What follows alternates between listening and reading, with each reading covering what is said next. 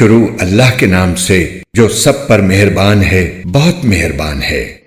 یہ اللہ کی کتاب اور روشن قرآن کی آیتیں ہیں۔ ایک وقت آئے گا جب یہ کافر لوگ بڑی تمنائیں کریں گے کہ کاش وہ مسلمان ہوتے۔ اے پیغمبر، انہیں ان کی حالت پر چھوڑ دو کہ یہ خوب کھا لیں، مزے اڑا لیں اور خیالی امیدیں انہیں غفلت میں ڈالے رکھیں، کیونکہ عنقریب انہیں پتہ چل جائے گا کہ حقیقت کیا تھی۔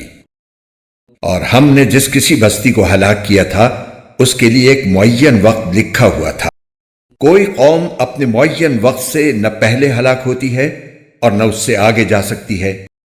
اور یہ لوگ کہتے ہیں کہ اے وہ شخص جس پر یہ ذکر یعنی قرآن اتارا گیا ہے، تم یقینی طور پر مجنون ہو۔ اگر تم واقعی سچے ہو تو ہمارے پاس فرشتوں کو کیوں نہیں لے آتے؟ ہم فرشتوں کو اتارتے ہیں تو برحق فیصلہ دے کر اتارتے ہیں، اور ایسا ہوتا تو ان کو مہلت بھی نہ ملتی۔ حقیقت یہ ہے کہ یہ ذکر یعنی قرآن ہم نے ہی اتارا ہے اور ہم ہی اس کی حفاظت کرنے والے ہیں۔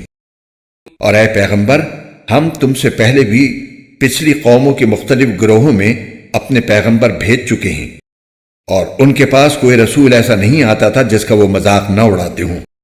مجرم لوگوں کے دلوں میں یہ بات ہم اسی طرح داخل کرتے ہیں کہ وہ اس پر ایمان نہیں لاتے، اور پچھلے لوگوں کا بھی یہی طریقہ چلا آیا ہے۔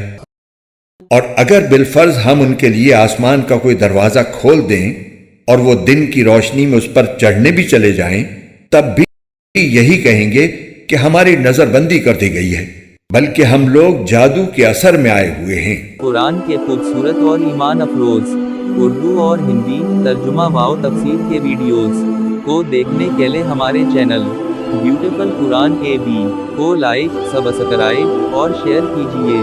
شکریہ۔